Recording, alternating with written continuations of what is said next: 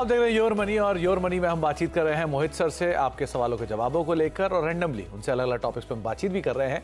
अगले दर्शक हमारे साथ अब अहमदाबाद से मौजूद हैं, स्वप्निल पटेल साहब हैं बातचीत करने के लिए। पटेल साहब नमस्कार, क्या सवाल है आपका? नमस्कार पटेल साहब।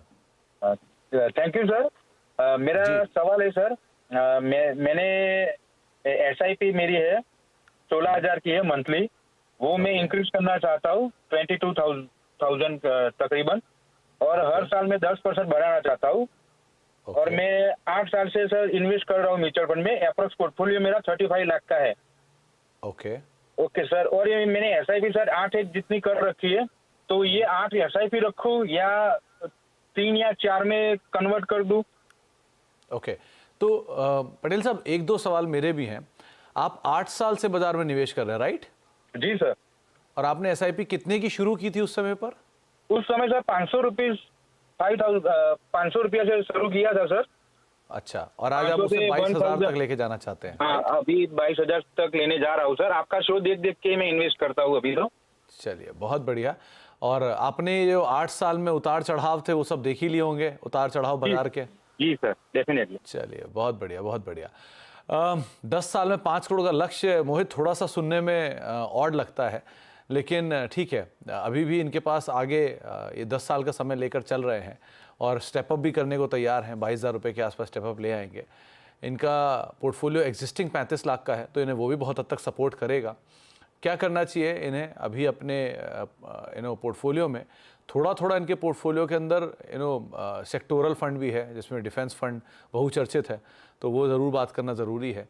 सेक्टोरल फंड के अंदर क्या किया जाए, या फिर जो इन्होंने नॉन ट्रेडिशनल फंड्स ले रखे हैं उनके अंदर क्या करना चाहिए?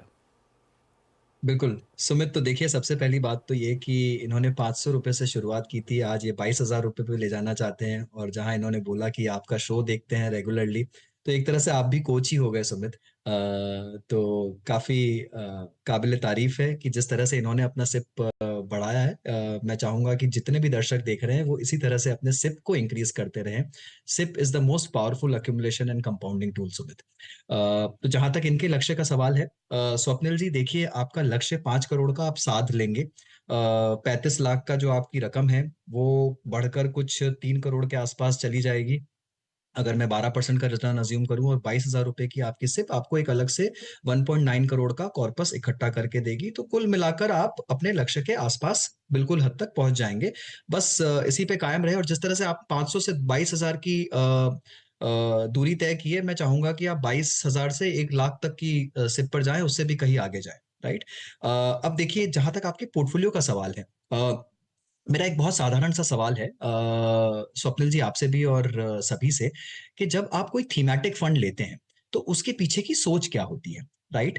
अब अगर मैंने कोई फ्लेक्सी कैप फंड ले रखा है, लार्ज कैप फंड ले रखा है, और मुझे उस पर पूरा कॉन्फिडेंस है कि वो फंड मैनेजर मेरे लिए अच्छा लार्ज कैप फंड चला रहा है, अच्छा फ्लेक्सी कैप फंड चला रहा है, तो मेरा मैंडेट ये है कि उन्हें जब जो थीम अच्छी लगती है, जो सेक्टर अच्छा लगता है, जो मार्केट कैप अच्छा लगता है, वो उस फ्लेक्सी कैप फंड में उस तरह से मूव करेंगे। राइट।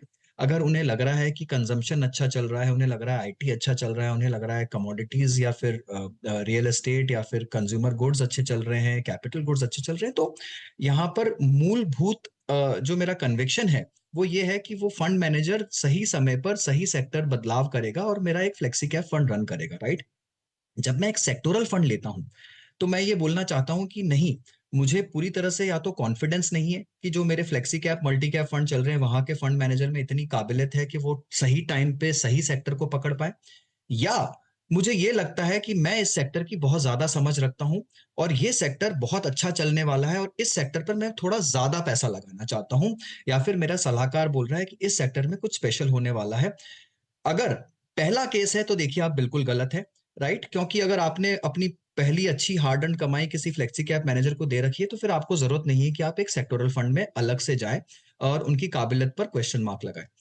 अगर दूसरा केस है, आपको लग रहा है कि आप उस सेक्टर को थोड़ा बारीकी से समझते हैं क्योंकि आपका उससे कोई करीबी रिश्ता है, आप उसमें काम करते हैं, आपके सलाहकार उसके बारे में अलग से कुछ बता रहे हैं, तो चलिए एक बार को मैं मान लेता हूं कि आपको एक सेक्टोरल थीम रखना चाहिए अपने पोर्टफोलियो में। पर आपको ये बहुत ध्यान रखना होगा कि उसमें कब एंट्री लेनी है और कब निकलना है। राइट। अब केस इन पॉइंट जो सुमित ने कहा, डिफेंस फंड, 1 मिनट की मैं चर्चा कर लेता हूँ इस पे। देखिए, एक डिफेंस फंड आया था पिछले साल सही टाइम पे जिसमें लोगों ने बहुत पैसा बनाया।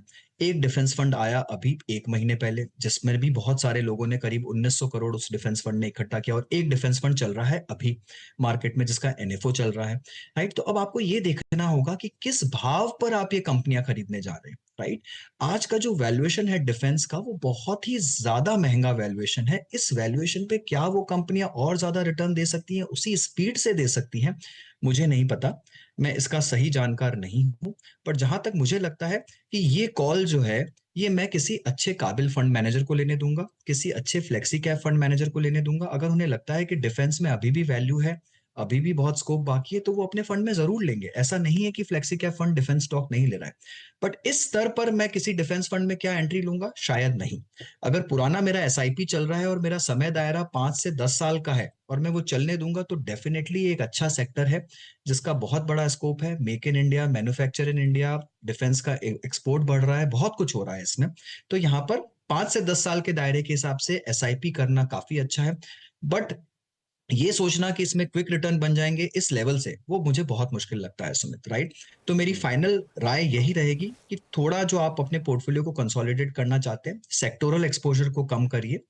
50 से 60% लार्ज कैप में रखिए, 20 से 30% मिड कैप में, और उतना ही स्मॉल कैप में रखिए। एक अच्छा 50% लार्ज, बाकी 50 को मिड स्मॉल फ्लेक्सी में एलोकेट कर दीजिए।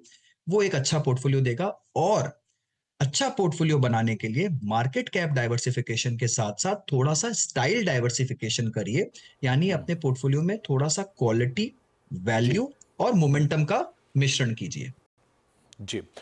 चलिए, तो आपको एक डिटेल वे में मोहित ने समझा दिया किस तरह से आपको निवेश करना है, कैसे रणनीति बनानी है और कैसे कैसे अपने फंड को एलोकेट करना है। बहुत बहुत शुक्रिया मोहित, हमारे साथ मौजूद रहने के लिए हर बार की तरह, और दर्शकों सवालों के जवाब देने के लिए, हम लोगों से बातचीत करने के लिए। जाने से पहले जो टॉप 4 फंड है मोहित जी के, वो आपकी स्क्रीन पर आते हुए दिखाई पड़ेंगे। इनके साथ अपने निवेश की आप शुरुआत कर सकते हैं। ICICI Prudential Nifty 50 index fund, Parag Parikh flexi cap fund, Edelweiss mid cap fund और बंधन का स्मॉल कैप फंड, इनके साथ आप अपने निवेश की शुरुआत कर सकते हैं। फिलहाल अब योर मनी को यहीं समेटेंगे। एक ब्रेक का वक्त है और ब्रेक के उस पार खबरों का सिलसिला बना रहेगा। नमस्कार।